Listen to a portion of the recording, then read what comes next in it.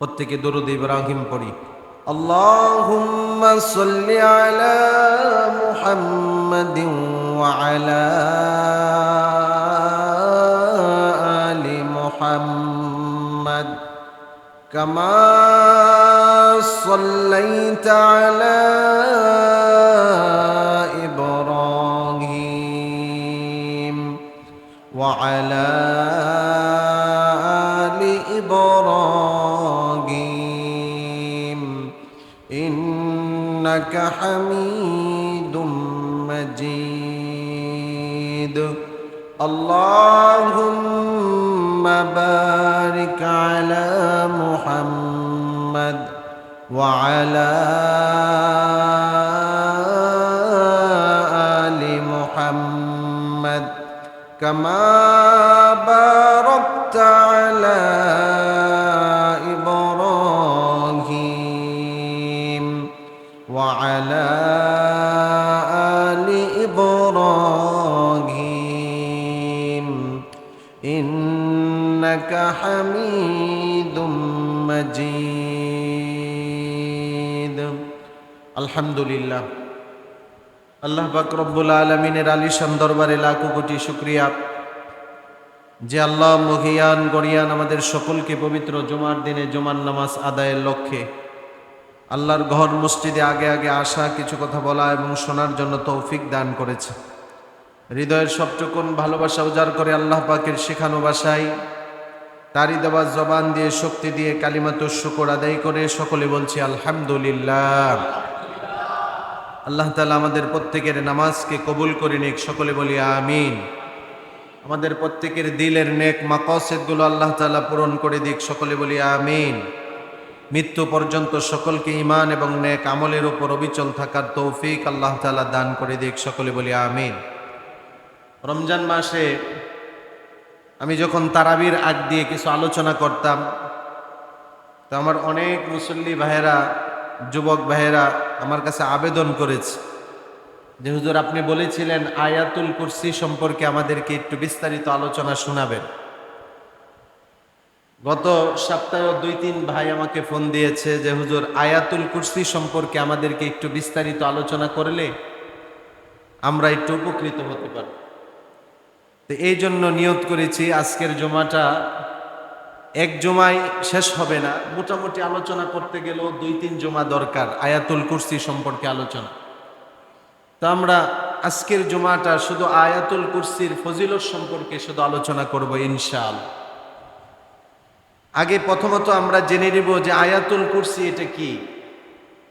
আমি আপনাদেরকে বলেছিলাম যে কোরআনে কারিমের যতগুলো আয়াত আছে, কোরআনে কারিমের সবগুলো আয়াতের মধ্যে সবচেয়ে শ্রেষ্ঠ আর দামি আয়াত হলো আয়াতুল কুরসি। সুবহানাল্লাহ।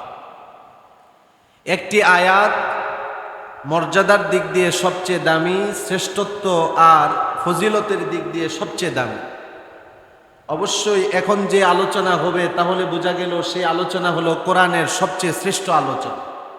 কেননা আয়াত যেহেতু সবচেয়ে শ্রেষ্ঠ আয়াত, ফজিলত যেহেতু সব আয়াতের চেয়ে বেশি ফজিলত, তাহলে এই আয়াতের আলোচনা মানে কোরআনের সবচেয়ে শ্রেষ্ঠ আলোচনা।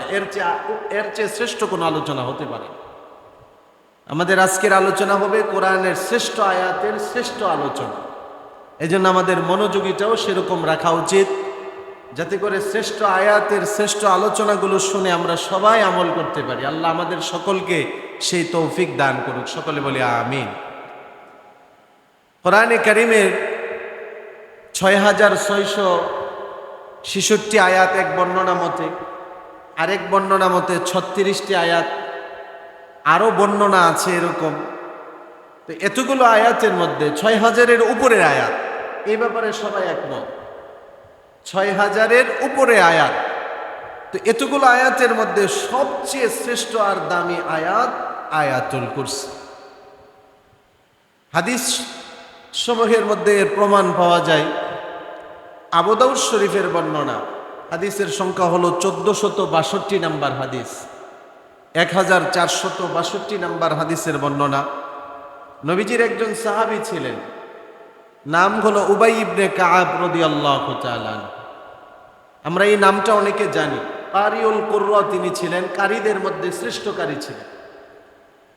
রসুলের সাহাবায়ে কেরামের মধ্যে সবচেয়ে ভালো করে কেরাত যারা পড়তে পারত, কোরআন তেলাওয়াত যারা সবচেয়ে সুন্দর করে করতে পারতেন, তাদের মধ্যে সবচেয়ে ভালো যিনি ছিলেন তিনি হলেন হযরত উবাই ইবনে কাব রাদিয়াল্লাহু তাআলা। শুধু উনি কোরআন তেলাওয়াত বা কারীদের মধ্যে শ্রেষ্ঠ কারী ছিলেন বিষয়টি এমন নয়, আল্লাহর কাছে উনি অনেক প্রিয় ছিলেন। কিভাবে? এর প্রমাণ পাওয়া যায় সহিহ মুসলিমের হাদিসের দ্বারা। নবী করিম সাল্লাল্লাহু আলাইহি ওয়াসাল্লাম একদিন হযরত উবাই ইবনে কাবকে এসে বলতেছেন, উবাই, ইন্নাল্লাহা আমারনি আন আকরা আলাইক, আল্লাহ পাক আমাকে আদেশ করেছে আমি যেন তোমাকে কোরআন তেলাওয়াত করে তোমাকে শুনিয়ে দিই। সুবহান। একটু গভীরভাবে চিন্তা করলে দেখা যায় যে কত দামি কথা এটা। স্বয়ং আল্লাহ রসুলকে বলেছেন, হাবিব, কোরআনে কারীমের তেলাওয়াত আপনার অমুক সাহাবীকে আপনি শোনান। তার মানে আল্লাহর কুদরতি জবানে একজন ব্যক্তির নাম চলে আসছে। সুবহান। হযরত উবাই ইবনে কাব রাদিয়াল্লাহু তাআলা আনহু বিশ্বনবী রাহমাতুল লিল আলামিনের এই কথা শুনে আবেগে আপ্লুত হয়ে চোখের পানিগুলো ছেড়ে দিলেন আর বলতে লাগলেন, ইয়া রাসূলুল্লাহ, ইয়া হাবিবাল্লাহ, ওগো নবীজি, আপনি যে বললেন আল্লাহ তাআলা আপনাকে আদেশ করেছেন আমাকে কোরআনে কারীমের তেলাওয়াত শোনানোর জন্য, আল্লাহু সাম্মানি ইয়া রাসূলুল্লাহ, ওগো নবীজি, আল্লাহ কি আমার নাম ধরে আপনাকে এই কথাটা বলেছেন? হযরত উবাই ইবনে কাব চোখের পানি ছেড়ে দিয়ে যখন নবীজিকে প্রশ্ন করলেন, আল্লাহর নবী বললেন, হ্যাঁ উবাই, আল্লাহু সাম্মাকালি, স্বয়ং আল্লাহ তোমার নাম ধরে আমাকে বলেছেন আমি যেন আল্লাহর কোরআন তেলাওয়াত করে তোমাকে শুনিয়ে দেই। সুবহান। হযরত উবাই ইবনে কাব তখন আর আল্লাহর নিয়ামতের শুকরিয়া আদায় করলেন যে আমি নগণ্য একজন বান্দা আল্লাহর কাছে তাহলে এতটুকু প্রিয় হয়ে গেলাম যে আল্লাহ আমার নাম ধরে আপনাকে বলেছেন যে আপনি আমার সামনে যেন কোরআন তেলাওয়াত করে শোনান। এত একজন দামি বান্দা ছিলেন যার নাম ধরে আল্লাহ স্বয়ং রসুলকে বলেছেন আপনি ওনাকে কোরআন তেলাওয়াত শোনান। রসুলেরও খুব প্রিয় ছিলেন। এই সাহাবীকে আল্লাহর রসুল একদিন প্রশ্ন করলেন, আবু দাউদ শরীফের বর্ণনা 1462 নম্বর হাদিস। আল্লাহর নবী প্রশ্ন করলেন, আতাদরি ইয়া আবাল মুনজির আইয়ু আয়াতিন মিন কিতাবিল্লাহি আযম। আল্লাহর নবী প্রশ্ন করলেন, আবুল মুনজির, তুমি কি জানো আল্লাহর কোরআনের এতগুলো আয়াতের মধ্যে সবচেয়ে দামি আর শ্রেষ্ঠ আয়াত কোন আয়াত?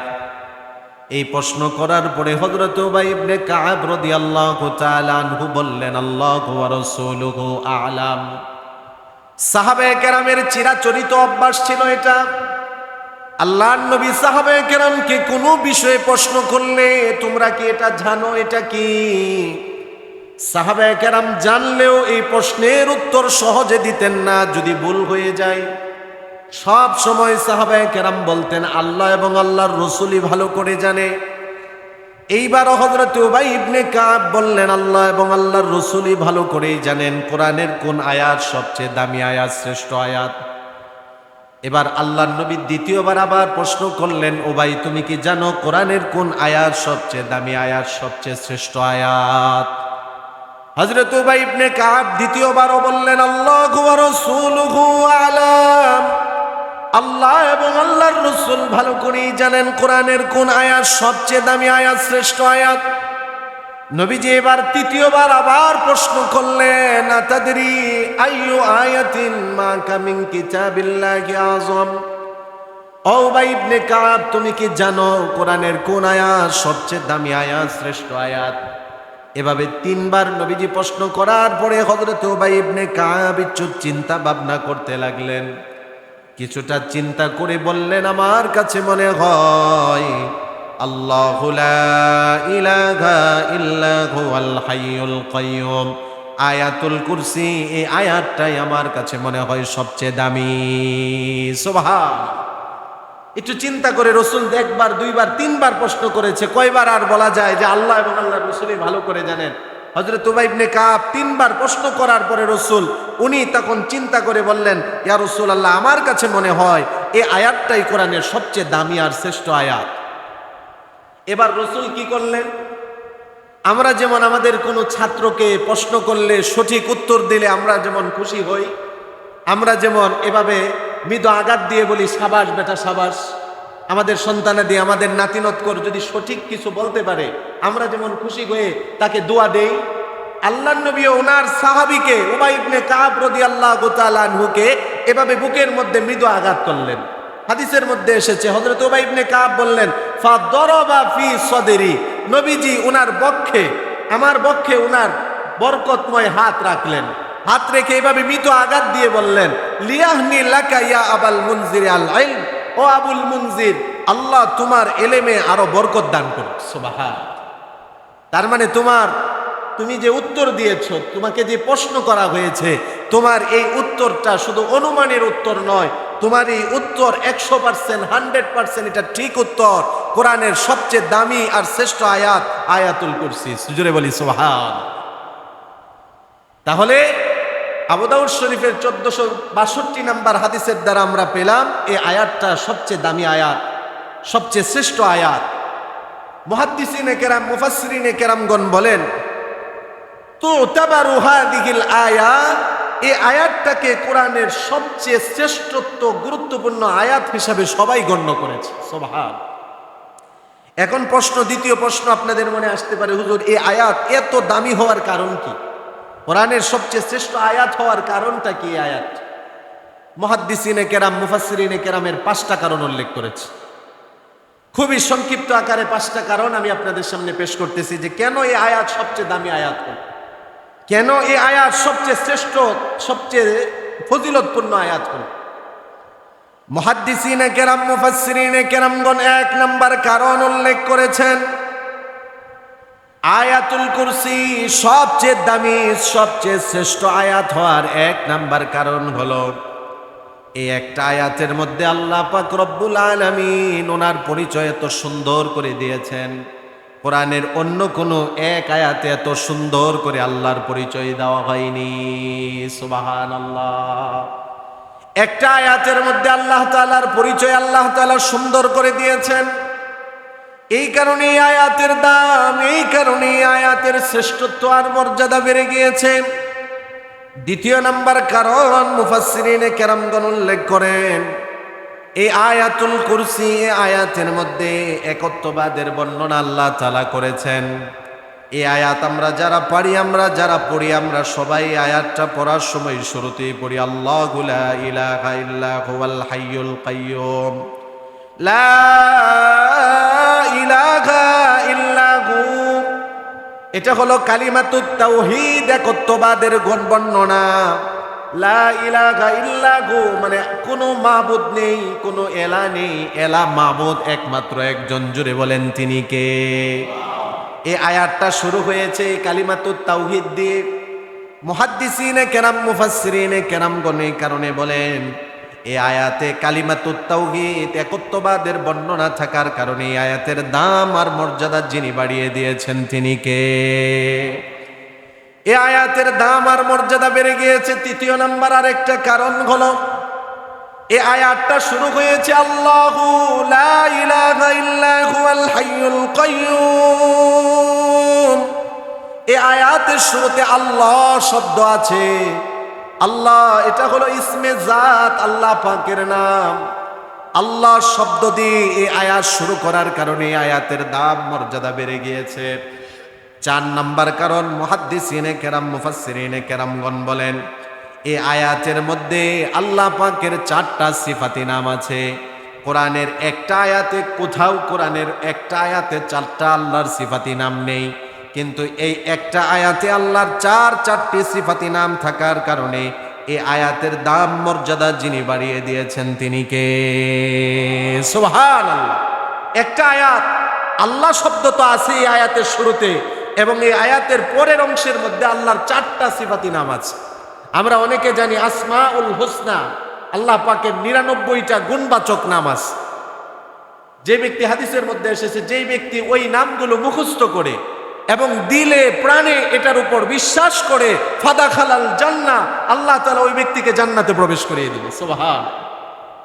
আমরা অনেক জায়গায় দেখতে পাই মসজিদের টাইলসের মধ্যে আল্লাহ পাকের আসমাউল হুসনা লেখা থাকে।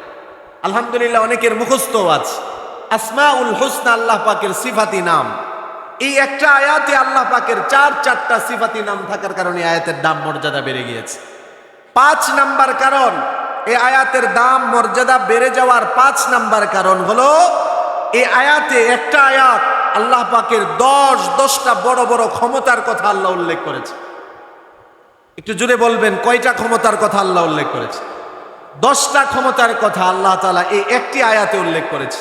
আল্লাহ পাকের অসীম ক্ষমতা, অনেক অগণিত আল্লাহ পাকের শক্তি ক্ষমতা আছে, কিন্তু এই একটি আয়াতে আল্লাহ পাকের 10টি ক্ষমতার কথা আল্লাহ তাআলা উল্লেখ করেছে, যার কারণে এক আয়াতের মর্যাদা, এক আয়াতের দাম আল্লাহ তাআলা সবচেয়ে বেশি করে দিয়েছে। সুবহান। এই আয়াতের মধ্যে কুরসি সম্পর্কে আলোচনা আছে। কুরসি কি জিনিস? কুরসি শব্দের অর্থ হলো চেয়ার, সিংহাসন। কিন্তু কুরসির দ্বারা এখানে কি উদ্দেশ্য? কুরসি দ্বারা উদ্দেশ্য হলো মহাবিশ্বের সর্বপ্রথম যে 4টা জিনিস সৃষ্টি করা হয়েছে, আরশ, কুরসি, লৌহ, কলম, এই 4টা জিনিস সর্বপ্রথম আল্লাহ তাআলা সৃষ্টি করেছেন। এই কুরসির আলোচনা এখানে আল্লাহ তাআলা করেছেন এই আয়াতের মধ্যে, যার কারণে আয়াতের নামই হলো আয়াতুল কুরসি, সিংহাসনের আয়াত। জোরে বলি সুবহান। এই কারণগুলোর কারণে আয়াতের দাম বেড়ে গিয়েছে। তাহলে আমরা প্রথমে জানলাম এই আয়াত সবচেয়ে শ্রেষ্ঠ আয়াত। আবু দাউদ শরীফের 1462 নম্বর হাদিসের বর্ণনায় এই আয়াত সবচেয়ে শ্রেষ্ঠ হওয়ার কারণ আমরা জানতে পারলাম।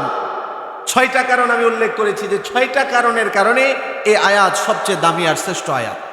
এবার এই আয়াতের আরেকটা ফজিলতের হাদিস আমি আপনাদেরকে শোনাই। মুসনাদে আহমদের বর্ণনা, নবীজি বলেন এই একটা আয়াতের দাম আর মর্যাদা এত বেশি, কোন ব্যক্তি একটা আয়াত যখন একবার তেলাওয়াত করবে, এই আয়াতুল কুরসি, তার আমলনামায় এই কোরআনটাকে 4টা ভাগ করা হলে, পুরা 30 পারা কোরআনকে 4টা ভাগ করা হলে, এক ভাগ তেলাওয়াত করলে যে সওয়াব, একটা আয়াত তেলাওয়াত করলে তার আমলনামায় আল্লাহ সেই পরিমাণ সওয়াব দান করে দিবে। সুবহান।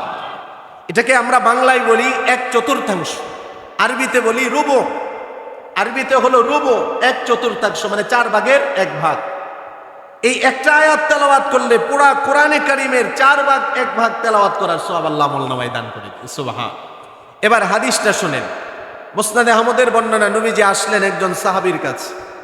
সাহাবায়ে কেরামের মজমায় একজন সাহাবীকে রাসূল প্রশ্ন করলেন, সাআলা রাজুলাম মিন সাহাবাতিহি। নবীজি ওনার একজন সাহাবীকে প্রশ্ন করলেন, হাল তাজাওয়াজতা, তুমি কি বিবাহ করেছো? নবীজি একজন ওনার সাহাবীকে প্রশ্ন করলেন, বিবাহ করেছো? ওই সাহাবী তখন নবীজির প্রশ্নের উত্তরে বললেন, না আমি বিবাহ করিনি। রাসূল বললেন, কেন বিবাহ করনি তুমি? বয়স হয়েছে, প্রাপ্তবয়স্ক হয়েছো, বিবাহ কেন করলে না? বিবাহ এটা আমার সুন্নত, তুমি কি জানো না? আন-নিকাহু মিন সুন্নতি, বিবাহ এটা হলো সুন্নত।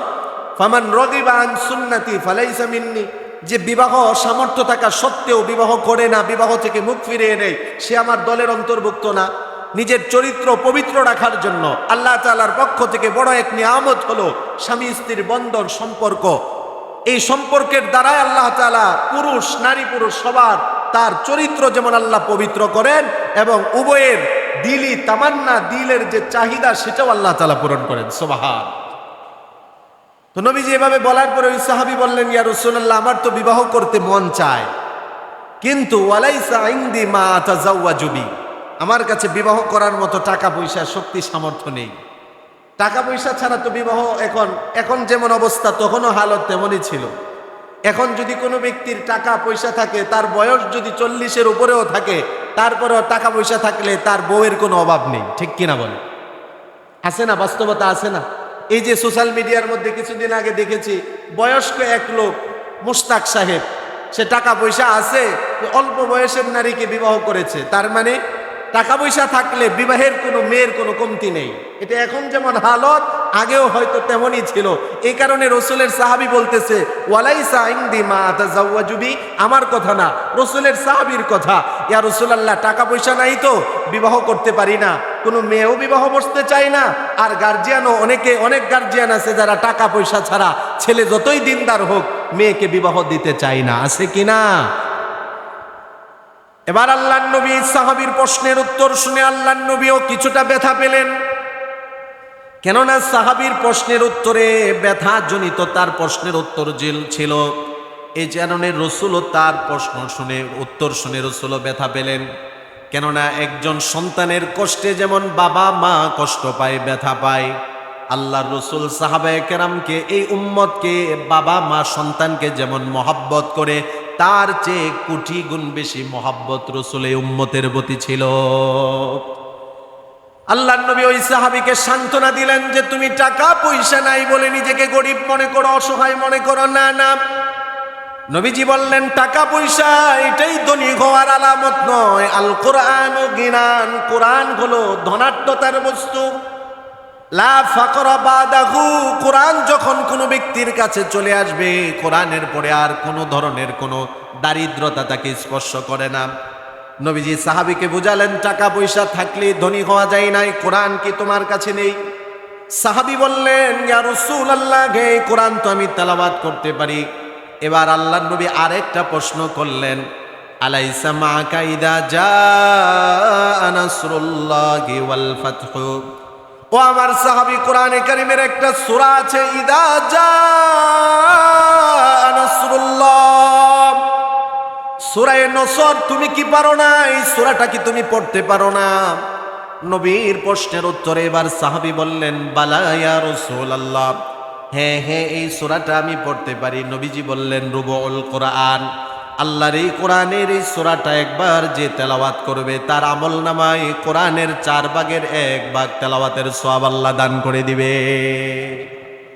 নবীর প্রশ্নের মতো আমিও আপনাদেরকে প্রশ্ন করি, নবীজি যেমন উনার সাহাবীকে প্রশ্ন করেছিলেন, ও আমার সাহাবী, ইদা জাআ নাসরুল্লাহি ওয়াল ফাতহু ওয়া রাআইতান নাসা ইয়াদখুলুনা ফি দীনিল্লাহি আফওয়াজা ফাসাব্বিহ বিহামদি রাব্বিকা ওয়াস্তাগফিরহু ইন্নাহু কানা তাওয়াবা। নবীজি যেমন প্রশ্ন করেছিলেন ওনার সাহাবীকে, তুমি কি এই সূরাটা পারো না? সাহাবী যেমন বলেছিলেন পারি, আমিও আপনাদেরকে প্রশ্ন করি, আমরা কি এই সূরাটা পারি না? পারি না? আমরা সবাই পারি। নবীর সাহাবী বলেছিলেন, ইয়া রাসূলুল্লাহ, এই সূরা আমি পারি। এখন নবীজি পরে বলেছিলেন, তাহলে তুমি গরিব না তো, তুমিই তো ধনী। এই সূরাটা ছোট্ট একটা সূরা হতে পারে, একবার পড়লে কোরআন 4 ভাগের 1 ভাগ তেলাওয়াতের সওয়াব আল্লাহ আমলনামায় দান করে। সুবহান। এবার নবীজি ওই সাহাবীকে দ্বিতীয় প্রশ্ন করলেন, ও আমার সাহাবী, আলাইসা মা কাইদা জাআ নাসরুল্লাহ। দ্বিতীয় প্রশ্ন করলেন, আলাইসা মা কাকুল ইয়া আইয়ুহাল কাফিরুন, কুল ইয়া আইয়ুহাল কাফিরুন, সূরাটা কি তুমি পারো না? সাহাবী বললেন, বালা ইয়া রাসূলুল্লাহ, হ্যাঁ নবীজি, কোরআনের সূরা কাফিরুন সূরাটা তো আমি পারি। এবার আল্লাহর নবী বললেন, রুবুল কোরআন, এই সূরা কাফিরুন এটাও একবার যে তেলাওয়াত করবে, তার আমলনামায় কোরআনের 4 ভাগের 1 ভাগ তেলাওয়াতের সওয়াব আল্লাহ দান করে দিবে। আল্লাহর নবী এবার তৃতীয় প্রশ্ন করলেন, আলাইসা মা কাইদা যুলজিলাতিল আরদু জিলজালাহা, সূরা জিলজাল কি তুমি পারো না? সাহাবী বললেন, বালা ইয়া রাসূলুল্লাহ, হ্যাঁ হ্যাঁ, এই সূরাটাও আমি পারি। এবার আল্লাহর নবী বললেন, রুবুল কোরআন, ইদা যুলজিলাতিল আরদু জিলজালাহা, এই সূরাটা একবার তেলাওয়াত করলে আল্লাহ 4 ভাগের 1 ভাগের সওয়াব দিয়ে দিবে। 4 নাম্বার নবীজি বললেন, আলাইসা মাকা কুল হুয়াল্লাহু আহাদ। ও আমার সাহাবী, কুল হুয়াল্লাহু আহাদ সূরাটা কি তুমি পারো না? সাহাবী বললেন, বালা ইয়া রাসূলুল্লাহ, হ্যাঁ হ্যাঁ, এই সূরাটা তো আমি পারি। নবীজি হাদিসের মধ্যে বললেন, কুল হুয়াল্লাহু আহাদ সূরাটা একবার তেলাওয়াত করলে কোরআনের 4 ভাগের 1 ভাগ তেলাওয়াতের সওয়াব পাওয়া যাবে। আর বুখারী আর মুসলিম শরীফের হাদিসে নবীজি বললেন, এই সূরাটা একবার পড়লে 3 ভাগের 1 ভাগের সওয়াব পাওয়া যাবে। সুবহান। 5 নাম্বার নবীজি বললেন, আলাইসা মাকা আয়াতুল কুরসি। এটাই আমাদের উদ্দেশ্য, এই জন্য আমি লম্বা হাদিসটা পেশ করলাম। 5 নাম্বার নবীজি ওই সাহাবীকে বললেন, আলাইসা মাকা আয়াতুল কুরসি, তুমি কি আয়াতুল কুরসি পারো না? সাহাবী বললেন, বালা ইয়া রাসূলুল্লাহ, হ্যাঁ আমি তো আয়াতুল কুরসি পারি। এখন ওই সাহাবীর প্রশ্নের উত্তর শুনে নবীজি বললেন, আয়াতুল কুরসি একটা আয়াত হতে পারে, একবার যদি তুমি তেলাওয়াত করো, তোমার আমলনামায় কোরআনের 4 ভাগের 1 ভাগ তেলাওয়াতের সওয়াব আল্লাহ দান করে দিবে। সুবহান। এই জন্য যেই যুবক ভাইয়েরা আমার কাছে জানতে চেয়েছেন যে হুজুর আয়াতুল কুরসি সম্পর্কে আজকের আলোচনা করবেন, আমি এইটাই ফজিলতের ব্যাপারে বলবো, আয়াতুল কুরসি সবচেয়ে দামি আয়াত। আয়াতুল কুরসি একবার যদি আমরা তেলাওয়াত করি 4 ভাগের 1 ভাগ তেলাওয়াতের সওয়াব আল্লাহ দান করে দিবেন। সুবহানাল্লাহ। শুধু আয়াতুল কুরসি না, ওই সূরাগুলোও তো আমরা পারি। ইদা জা নাসরুল্লাহি ওয়াল ফাতহু, এই সূরাও আমরা পারি। ইদা জুলজিলাতিল আরদু জিলজালাহা, এই সূরাও আমরা পারি। কুল ইয়া আইয়ুহাল কাফিরুন, এই সূরাও আমরা পারি। কুল হুয়াল্লাহু আহাদ, এই সূরাও আমরা পারি। আর আয়াতুল কুরসি, এই 5টা জিনিসের ব্যাপারে 4টা সূরা আর একটা আয়াত, এই 5টা বিষয়ের ব্যাপারে রাসূল বলেন 5টার যে কোনো একটা একবার তেলাওয়াত করবে তার আমলনামায় 4 ভাগের 1 ভাগের সওয়াব আল্লাহ দান করে দিবেন। সুবহানাল্লাহ। এই হলো এক ফজিলত। এবার আরেক ফজিলতের ব্যাপারে আসেন। এই আয়াত দামি হয়েছে, আমি আগেই বলেছিলাম, এই একটা আয়াতের মধ্যে আল্লাহর 4টি সিফাতি নাম আছে। একটা হলো আল হাইয়্যু, এটা আল্লাহর সিফাতি নাম, গুণবাচক নাম। দ্বিতীয় নাম্বার হলো আল কাইয়্যুম, তৃতীয় নাম্বার হলো আল আলিয়্যু, 4 নাম্বার হলো আল আযীম। যারা আয়াতুল কুরসি পড়েন দেখবেন শুরুতে আল্লাহু লা ইলাহা ইল্লা হুয়াল হাইয়ুল কাইয়্যুম। আল হাইয়্যু এটাও আল্লাহর গুণবাচক নাম, আল কাইয়্যুম এটাও আল্লাহর গুণবাচক নাম। আবার শেষে ওয়া হুয়াল আলিয়্যুল আযীম, শুরুতে 2টা গুণবাচক নাম, শেষে 2টা গুণবাচক নাম। 4টা গুণবাচক নাম থাকার কারণে আয়াতের দাম বেড়েছে। এখন আসেন আল হাইয়্যু আল কাইয়্যুম এটা কি? হাদিসের কিতাব ইবনে মাজাহ শরীফ, ইবনে মাজাহ শরীফের মধ্যে হাদিস এসেছে, হাদিসের সংখ্যা 3988 নাম্বার হাদিস, 3988 নাম্বার হাদিসের বর্ণনা। নবীজি বলেন আল হাইয়্যু আল কাইয়্যুম, এই 2টা শব্দ এগুলো ইসমুল্লাহিল আযম, এগুলো ইসমে আযম। সুবহানাল্লাহ বলেন। এখন প্রশ্ন করবেন হুজুর ইসমে আযম কি? এটা কি করে? এটা খায় না মাথায় দেয়? আমরা তো জানি না ইসমে আযম কি। ইসমে আজমের ব্যাপারে নবীজি ইবনে মাজার বর্ণনা 3988 নাম্বার হাদিসে রাসূল বলেন আল্লাযী ইযা দুইয়া বিহিমা, ইসমে আজম এমন পাওয়ারফুল জিনিস, ইসমে আজম বলে যদি কোনো বান্দা আল্লাহর কাছে দোয়া করে ফাআজাবা, আল্লাহ ওই বান্দার দোয়া কবুল করে। সুবহানাল্লাহ। নবীজি বলেন ইসমে আজম এত দামি, এত পাওয়ারফুল জিনিস, ইদা সুইলা বিহিমা, ইসমে আজমের দ্বারা যখন কোনো বান্দা আল্লাহর কাছে কিছু চায় ফাআত, আল্লাহ বান্দাকে ওই জিনিস দান করে। সুবহানাল্লাহ। তাহলে ইসমে আজম, রাসূল বলেন কোরআনে কারীমের 3 জায়গায় ইসমে আজম আছে। ওয়াফি সুয়ারিন সালাস, 3টা সূরার মধ্যে ইসমে আজম আছে। এই ইসমে আজম বলে বলে বান্দা যখন দোয়া করবে আল্লাহ দোয়া কবুল করে। ইসমে আজম বলে তুমি কিছু চাইলে আল্লাহ চাওয়া পূরণ করে। এই কারণে আমাদের চাওয়ার তো আল্লাহর কাছে কোনো কমতি নেই। আল্লাহর কাছে কত কিছু চাওয়ার আছে। আল্লাহ সুস্থতার নিয়ামত দান করো, আল্লাহ হালালভাবে টাকা পয়সা আল্লাহ দান করো, আল্লাহ হালালভাবে যেন চলতে পারি, আল্লাহ এভাবে দুনিয়াতে যেন চলাফেরা করতে পারি, ইবাদত বন্দেগী যেন করতে পারি। এই যে আমরা যত চাওয়া আল্লাহর কাছে আছে, আল্লাহ ব্যবসা বাণিজ্যে বরকত দান করো, সন্তানেদি নিয়ে আল্লাহ সন্তানেদি দান করো, উপযুক্ত ছেলে হয়েছে উপযুক্ত ছেলেকে আল্লাহ চাকরি দাও, চাকরির ব্যবস্থা করে দাও, উপযুক্ত মেয়ে হয়েছে আল্লাহ বিবাহের ব্যবস্থা করে দাও। এগুলোই তো আমাদের চাওয়া। দুনিয়া এবং আখিরাতের যত চাওয়া আছে সব চাওয়া যদি আমরা ইসমে আজম বলে আল্লাহর কাছে চাইতে পারি, সকল চাওয়া আল্লাহ আমাদের পূরণ করে দিবে। সুবহানাল্লাহ। এখন কোরআনের 3টা জায়গায় রাসূল বলেন ইসমে আজম আছে। 1 নাম্বার হলো এই যে আয়াতুল কুরসি, সূরা বাকারার 255 নাম্বার আয়াতে আল হাইয়্যু আল কাইয়্যুম ইসমে আজম। 2 নাম্বার সূরা আলে ইমরানের 2 নাম্বার আয়াত, ওইটার মধ্যে আল হাইয়্যু আল কাইয়্যুম আছে, এটাও ইসমে আজম। 3 নাম্বার রাসূল বলেন সূরা তোহার 111 নাম্বার আয়াত আল হাইয়্যু আল কাইয়্যুম শব্দ আছে, এগুলো ইসমে আজম। তার মানে আমি আপনাদেরকে আজকে ইসমে আজমের আমল দিয়ে যাই। রাসূলের হাদিস দ্বারা প্রমাণিত, কোনো ব্যক্তি যখন ইয়া হাইয়্যু ইয়া কাইয়্যুম বলে এভাবে মুনাজাত করবে আর আল্লাহর কাছে বলবে আল্লাহ আপনি আমার দোয়া কবুল করেন, ইয়া হাইয়্যু ইয়া কাইয়্যুম, আল্লাহ তার মুনাজাত তার দোয়াকে আল্লাহ কবুল করে নেবে। সুবহানাল্লাহ। বিশ্বনবী রাহমাতুল লিল আলামিনের জমানায় যখনই মদিনার মধ্যে অনাবৃষ্টি দেখা দিত, বৃষ্টি না হওয়ার কারণে মানুষ কষ্টে পড়ে যেত, পশু পাখিগুলো কষ্টে পড়ে যেত, আল্লাহর নবী বৃষ্টি এটা আল্লাহর পক্ষ থেকে বড় রহমত, বড় নিয়ামত। এই রহমতের জন্য নিয়ামতের জন্য ইসমে আজম বলে বলে আল্লাহর নবী দোয়া করতেন। আল্লাহর নবীর দোয়া করতেন এইভাবে হাদিসের মধ্যে পাওয়া যায়। নবীজি বৃষ্টির জন্য আল্লাহর কাছে দোয়া করতেন ইয়া হাইয়্যু ইয়া কাইয়্যুম বিরহমাতিকা আস্তাগীস, ইয়া হাইয়্যু ইয়া কাইয়্যুম বিরহমাতিকা আস্তাগীস, ইয়া হাইয়্যু ইয়া কাইয়্যুম বিরহমাতিকা আস্তাগীস, ওগো হাইয়্যু ওগো কাইয়্যুম, আপনি আপনার দয়ার দ্বারা আমাদেরকে বৃষ্টি দান করেন। নবীজি দোয়া করতে দেরি হতো, রহমতের বৃষ্টি বাড়ি দ্বারা বর্ষণ হতে দেরি হতো না। সুবহান। শুধুমাত্র তাই না, আম্মা জান আয়েশা সিদ্দিকা রাদিয়াল্লাহু তাআলা আনহা থেকে বর্ণিত হাদিস, আম্মা জান আয়েশা সিদ্দিকা রাদিয়াল্লাহু তাআলা আনহা বলেন, আল্লাহর নবী বিশ্ব নবী রাহমাতুল লিল আলামিন আমার সাথে শুয়েছিলেন। রাতের গভীর অন্ধকারে আমি হাত দিয়ে দেখলাম আমার পাশে আর আল্লাহর নবী নেই। আমি মনে মনে বড় কষ্ট পেলাম, হয়তো আমার কাছে শুয়েছিলেন, রাত্রিবেলা হয়তো অন্য কোথাও গেলেন কিনা বা অন্য কোনো স্ত্রীর ঘরে গেলেন কিনা।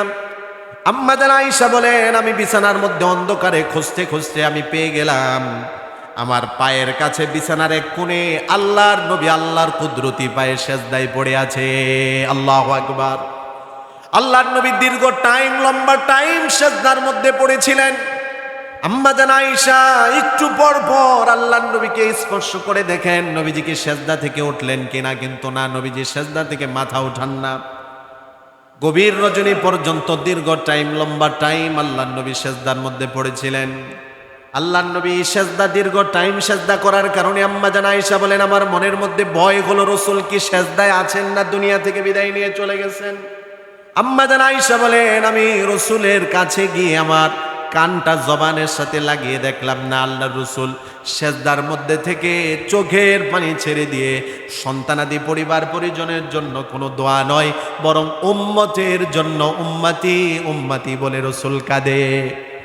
আম্মা জান আয়েশা বলেন, আল্লাহর নবী অনেক সময় দোয়া করতেন, আল্লাহুম্মা গফিরলি আয়েশা, ওগো আল্লাহ আপনি আমার আয়েশাকে ক্ষমা করে দেন। আল্লাহুম্মা গফিরলি ফাতিমা, আল্লাহ আপনি আমার ফাতেমাকে ক্ষমা করে দেন। আম্মা জান আয়েশা বলেন, ওই দিন রাত্রিতে আল্লাহর নবী লম্বা টাইম সেজদায় পড়েছিলেন, কিন্তু আমার জন্য দোয়া করেন নাই।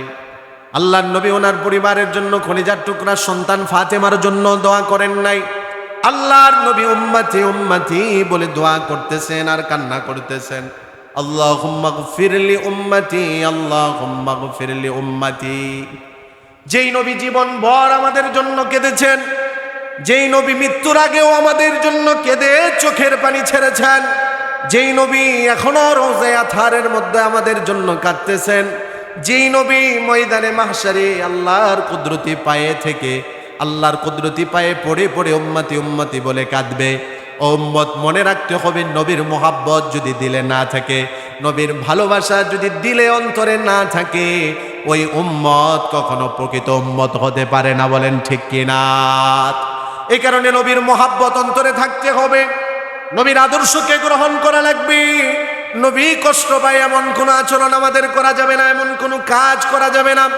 রাসূলুল্লাহর রেখে যাওয়া দ্বীনকে হেফাজত করতে হবে, রাসূলুল্লাহর আদর্শ, উত্তম আদর্শকে গ্রহণ করা লাগবে, সুন্নতকে গ্রহণ করা লাগবে। আমি তো প্রায় সময়ই বলি, আজকে আমাদের জীবনে অশান্তির কারণ কিছুই না। আমাদের জীবন বলেন, পরিবার বলেন, সমাজ বলেন, রাষ্ট্র বলেন, সকল ক্ষেত্রে অশান্তির কারণ একটাই, রাসূলের আদর্শকে আমরা ছেড়ে দিয়েছি, নায়ক নায়িকা গায়ক গায়িকাদের আদর্শ আমরা গ্রহণ করেছি, যার কারণে আমাদের জীবনে অশান্তির শেষ নেই। জোরে বলেন ঠিক কিনা? রাসূলুল্লাহর আদর্শ আমরা ভুলে গিয়েছি। রাসূলুল্লাহর আদর্শ সকল ক্ষেত্রে যদি আমরা মনে রাখতাম, আমাদের জীবনে অশান্তি থাকতো না। রাসূলুল্লাহর আদর্শ অপচয় করা নয়, রাসূলুল্লাহর আদর্শ হলো গরিব অসহায় মানুষের পাশে দাঁড়ানো। উদাহরণস্বরূপ বর্তমানের বাস্তবতার একটা আমি দৃষ্টান্ত দেই। আমার অনেক বন্ধু বান্ধব, মুহিব্বিন, পরিচিত মানুষ, আমার কিশোরগঞ্জে একটা মাহফিলও ছিল, মাহফিলটা ক্যান্সেল হওয়ার কারণে ঈদের পরে আমি যাইতে পারিনি। তবে মাহফিলের কর্তৃপক্ষ থেকে আমাকে ফোন দিয়েছে যে হুজুর মাহফিল ক্যান্সেল হয়েছে, তাতে কি হয়েছে? নামের কারণে, কেউর নাম উপরে কেউর নাম নিচে চলে থাকার কারণে মাহফিল হয়নি। এই সমস্যা আমাদের দেশে আছে কিনা? আছে কিনা? এটা সব জায়গায়। এই যে আমাদের সভাপতি সাহেব বলতেছে, এটা আমরাও এটার মুখাপেক্ষি হই। নাম না দেওয়ার কারণে, নাম উপরে নিচে থাকার কারণে কোরআনের মাহফিলে বাধা চলে আসে। মনে রাখবেন, কোন মুসলমান যখন কোরআনের মাহফিলের বিরোধিতা করে, সে মুসলমান থাকতে পারে না। নাম মুসলমান, কাজ হলো তার মুনাফিকি। বলেন ঠিক কিনা? মাহফিল ক্যান্সেল। নাটোর আমি মাহফিল করেছি ঈদের দ্বিতীয় দিন, তৃতীয় দিন মাহফিল রেখেছিলাম কিশোরগঞ্জ, মাহফিল ক্যান্সেল হয়েছে। যাই